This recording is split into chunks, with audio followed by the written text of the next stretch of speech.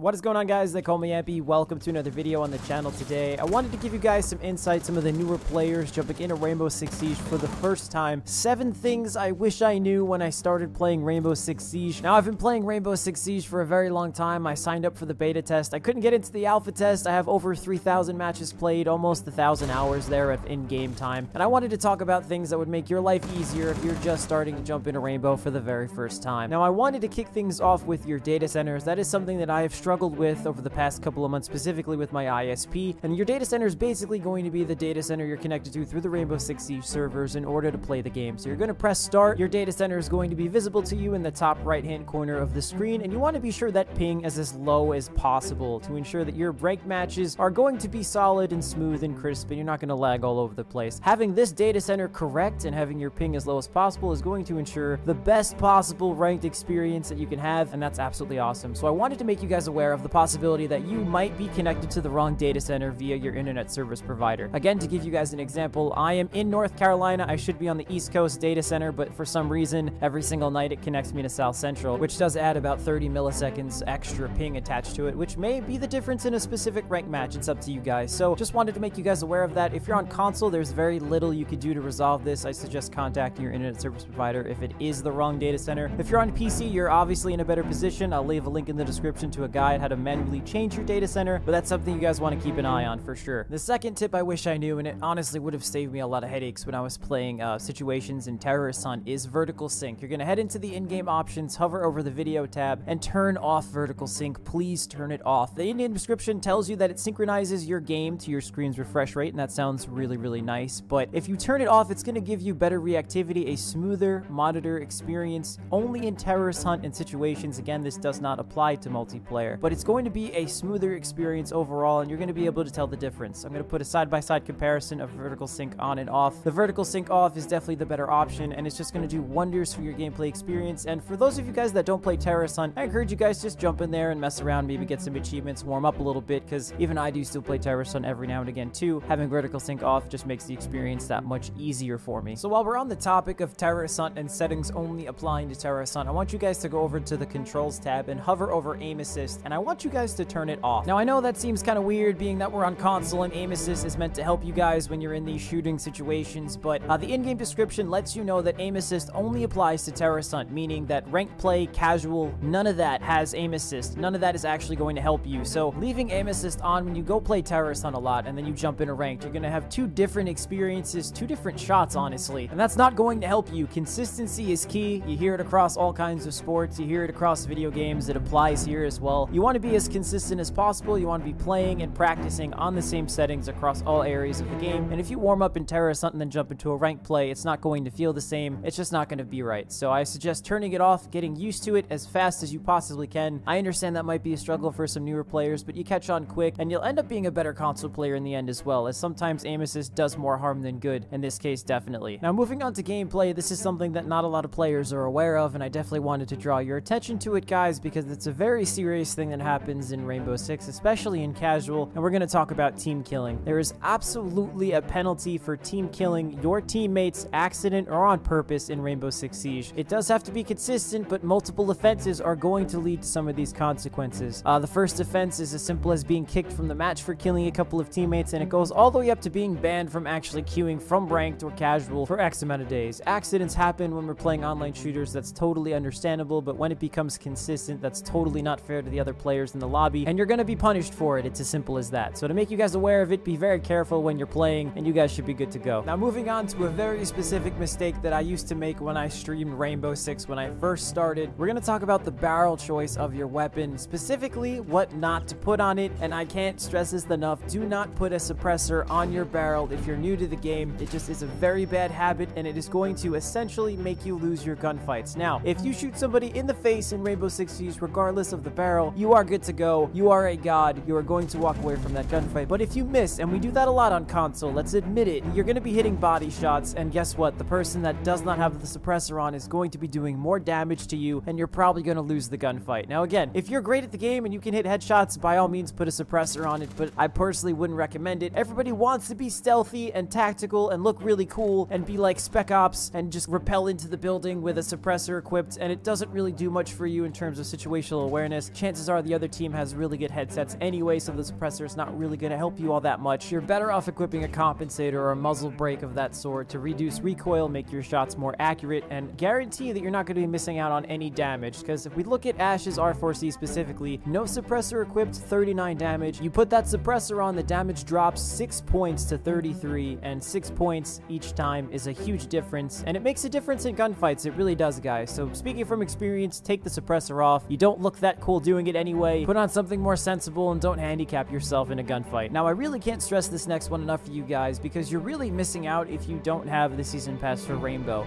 If you buy it for no other reason than the bonus renown boost, I think it's absolutely worth it. Every casual or ranked game that you do play, if you don't have the season pass, you're missing out on extra renown just by simply playing the game. So the beauty of the season pass is that it is by no means required to progress. It just makes things a little bit easier for you, gives you more bonuses and bang for your buck. If that's absolutely not your thing, that's perfectly okay. You can play Rainbow Six Siege without the season pass and just grind out operators with renown if you'd like. But I'll leave a link in the description if you guys want to check it out, see everything it offers, because I definitely would recommend it. Now, as a closing tip, and it's definitely the most important one, it's the top tip that I would recommend to anybody who's new to Rainbow Six Siege, and it's going to come with time. It's not an easy on-off switch like in some of the options menus. Map knowledge. Knowing what I know now about how the maps work, how they flow, how many floors there are, breachable surfaces, counterpoints, choke points, I would have had the best experience, best possible time of my life when I started Rainbow Six. I would have been unstoppable. And that's really a true fact, because there's just so much power in knowing where these moments are, where players are going to be, where spawn points are going to be. It offers just an incredible advantage. So the sooner you guys learn and play these maps, I would recommend jumping into a custom game immediately and learning all of these maps. And just to point out, there's a difference in the map rotation between casual and ranked, if you guys didn't know already. It depends on what you like to play, but I would get those down as fast as you possibly can, because you're going to see the difference in your gameplay when you're expecting somebody around the corner, or if you're in a major hallway and you don't know it, you're going to get destroyed. So I want to thank you guys so much for watching the video. I really appreciate it. Rainbow Six Siege has been a fun tactical shooter that I've been playing since the beta, and I continue to have fun with it, and I'm looking forward to the next season. As the game attracts new players, I'm looking forward to playing with you guys as well. So if you're on Xbox One, please feel free to add me, hit me up, we'll play some games. Again, thank you guys so much for watching. I've been Ampy. I'll see you guys in the next video.